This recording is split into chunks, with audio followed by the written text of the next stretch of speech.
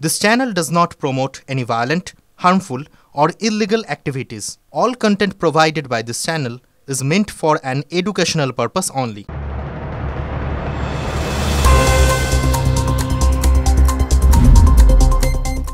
SIR প্রক্রিয়া এবার নজরে প্রয়োজনীয় ম্যাপিং এনুমারেশন ফর্ম জমা নেওয়া শেষ।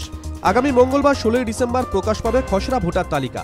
যাদের 2002 সালে ভোটার লিস্টে নিজের বাবা মা কিংবা দিদা দাদু অথবা ঠাকুমা ঠাকুরদার নাম নেই, তাদের যেমন হিয়ারিংয়ে ডাক পড়বে, তেমনি যারা এনুমারেশন ফর্মে আত্মীয় হিসেবে কাকা বা দাদার নাম লিখেছেন তাদেরও হিয়ারিংয়ে ডাকা হবে।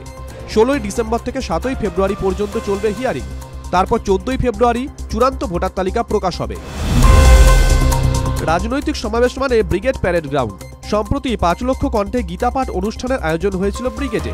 বৃহস্পতিবার নদিয়া সভা থেকে সেই অনুষ্ঠানের প্রসঙ্গ তুলে ধর্মীয় মেরুকরণের অভিযোগ তোলেন তৃণমূল সুপ্রিমো মমতা বন্দ্যোপাধ্যায়। এবার শুক্রবার সেই ব্রিগেডেই 1 লক্ষ কণ্ঠে হরিনাম সংকীর্তন করার কথা ঘোষণা করেছেন তৃণমূল সাংসদ মমতাবালা ঠাকুরপন্থী অল ইন্ডিয়া মতুয়া মহাসংঘের গোসাই পরিষদের সভাপতি নান্টু হালদার।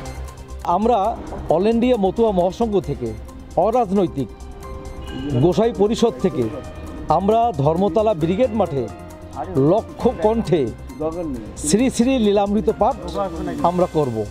আমরা জানুয়ারিতে করছি, এটা ফাইনাল। মমতাবালা ঠাকুরের উদ্যোগ হচ্ছে।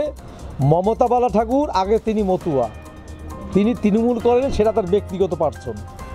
তিনি অল ইন্ডিয়া মতুয়া মহাসংঘের সংঘাধিপতি, তিনি আমাদের ধারক বাহক। হিন্দু বৌদ্ধ খ্রিস্টান জৈন মুসলমান সবাইকে আমরা নিয়ে অরাজনৈতিকভাবে আমরা এই লীলামৃত হরিনাম সংকীর্তন অনুষ্ঠান করি।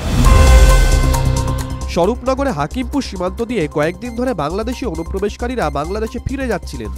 শুক্রবার সকাল থেকে 23-এর বেশি বাংলাদেশি ভিড় জমিয়েছেন স্বরূপনগরে। 11 ডিসেম্বর এসআইআর এর মেয়াদ শেষ হয়েছে। এই আত্মসমর্পণকারী বাংলাদেশিরা আদৌ কি দেশে ফিরতে পারবেন? বাংলাদেশে কোথায় সেটা জিজ্ঞাসা করছি, একটু জোরে বলেন। নড়াইল জেলা। এখানে কোথায় থাকতেন? কলকাতা। কি কাজ করতেন? কাগজ বাগজ, প্লাস্টিক। কত বছর আগে আসছিলেন বাংলাদেশ থেকে? তা কোনো কাগজপত্র এখানে নেই? তা এখন চলে যাচ্ছেন কেন?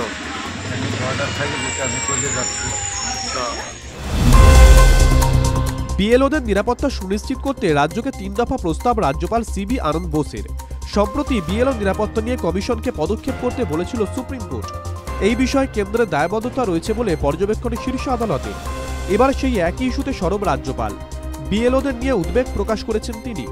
রাজ্যকে 3 দফা প্রস্তাব দিয়েছেন রাজ্যপাল সিবি আনন্দ বোস। তৃণমূল স্তরে নিরাপত্তা প্রদান, পুলিশি নজরদারি ও মৌলিক সুবিধা প্রদানের দায়িত্ব।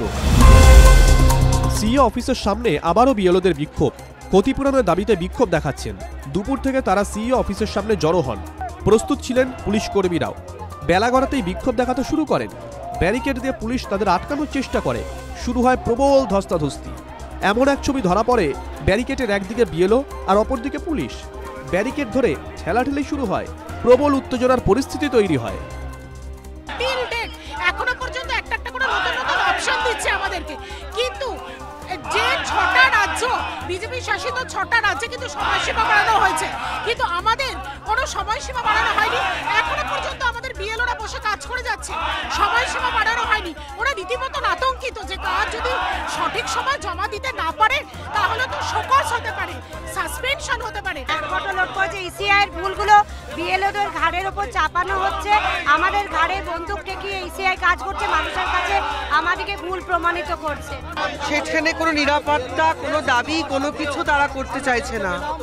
এটা খুব দুঃখজনক। ইলেকশন কমিশন মানুষের জন্য, দেশের সরকার নির্বাচন করার সংস্থা, তাদের উপর মানুষের অনেক ভরসা, কিন্তু বিএলওদের যেভাবে বাড়ি ভাঙচুর হচ্ছে, প্রাণ যাচ্ছে, রাস্তায় বসে রয়েছে, কাজের চাপে স্ট্রোক হয়ে যাচ্ছে, বাচ্চাদের স্কুলের পড়ানো বন্ধ, এগুলো আশ্বাস দিয়েও কিন্তু তারা সেগুলো পূরণ করছে না। শোকজের ভয় দেখানো হয়েছে এবং নানা রকম টর্চার করা হচ্ছে। তারপরে আমাকে এই দায়িত্ব দেওয়া হয়েছে। এখনো পর্যন্ত আমাদেরকে বিভিন্নভাবে বিভিন্ন আপডেটের মাধ্যমে দায়িত্ব দিতে দিতে আমাদের উপরে টর্চার করা হচ্ছে। এটাই আমার কথা, যে একজন প্রতিবন্ধী মানুষকেও ইসিআই ছাড়ে না।